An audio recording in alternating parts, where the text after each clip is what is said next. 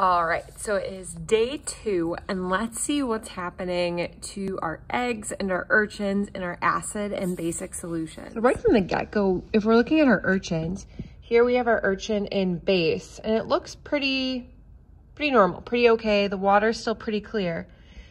But in that acid, the water is super cloudy. So why do you think that is? Why is the urchin in the acid super cloudy? So this is the one in the acid versus the one that was in the base. Okay, just take a couple moments and think about that one. Why is this water getting cloudy and why is that one staying clear? So I dumped the water out. This was the urchin that was in the base. Pretty still intact. And this one, I just barely held onto the urchin to keep it in the container while I dumped it. And we can already see it is just absolutely crumbling and falling apart, where this one, I'm hitting it pretty hard and it's not even breaking. So this was our urchin in the base and this was our urchin in the acid.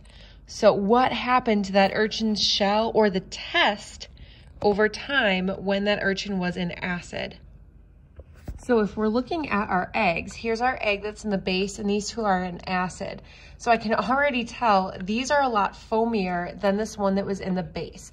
So I'm gonna empty all of the liquid out of these and put them in some clear beakers and rinse them off a little bit. But we can see that there's still a lot of food coloring in that water as well. And remember that the food coloring represented a toxin in the water. Okay, so here is our egg that was in our base. And these are our eggs that were in our acid. So we'll just take these over and look at them a little bit closer. First of all, base, acid. What do you notice about the immediate difference of these eggs? The first thing I definitely notice is that this egg that was in the base, the shell got dyed a little bit by that black food coloring, but not a ton. However, the one that was in the acid got super saturated with that black dye when it was in acid. And the other thing that is really unique is the one that was in the base. You guys hear that? It's still hard like an egg. The one that was in the acid, it's not hard anymore. I dumped out the egg that was in the acid and we can you see that I'm actually poking into the egg? So what happened to the shell on that egg that I'm now able, you can see it really well there, to actually poke that egg and make it move? So you might be wondering to yourself, why did part of the egg get dyed? Why is it squishy and not egg-like anymore? Well, let's go over the anatomy of an egg. So for our egg, we have our shell on the outside that we know is made out of calcium carbonate. So we have calcium in the outside. On the very inside of that layer, touching and connected to that shell, we have a very thin membrane.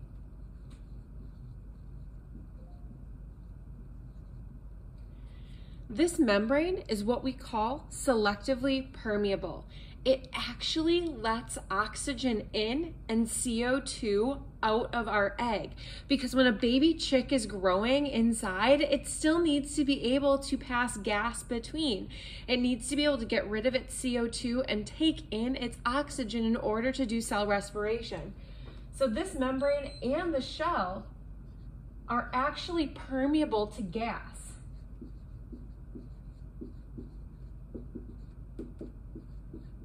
So gas can actually go in and out.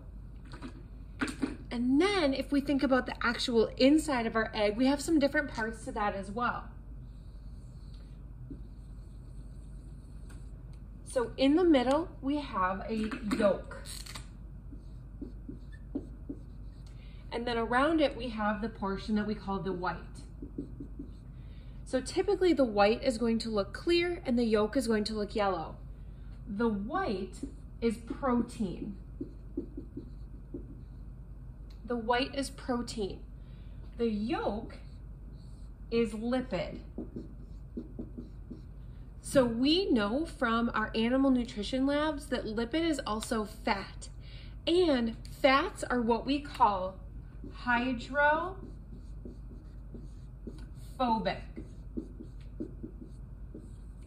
That word phobic means scared of water.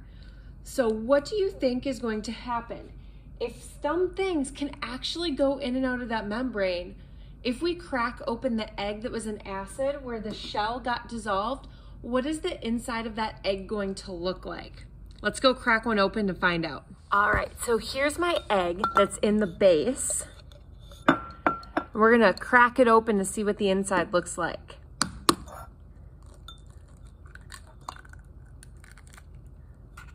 All right, so if we look at that shell, the dye only went to the outside of that shell. Nothing really got to the inside, and we can see that that egg looks pretty normal. That looks like a normal cracked egg. We can see our yolk in the middle. Let me move the camera so you guys can see that.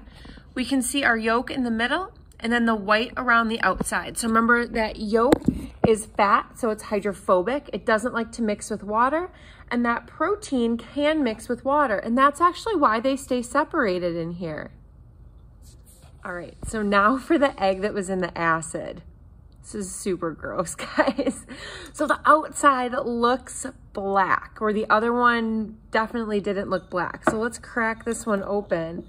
Oh my gosh, it's like squishy. I can't even, oh, okay. It fell apart. It fell apart on me. All right, so let's look at the shell first. This is what our egg looks like. Oh my gosh, ah!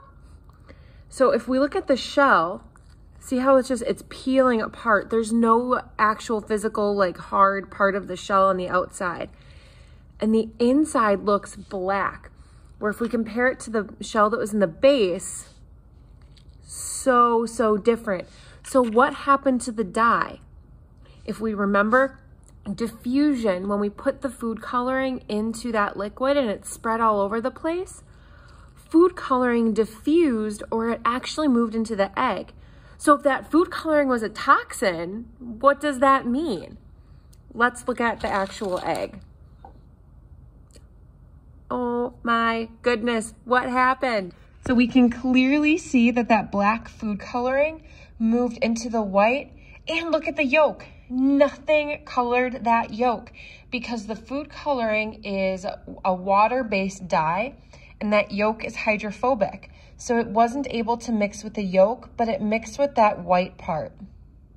So what does this mean for our urchins and our sea creatures? So here, the one that was in the base, nice solid shell that's still intact. If this was in an environment with toxins, what kind of a chance would it have to actually keep those toxins out of its body? And then here, oh my gosh, I can't even pick this up.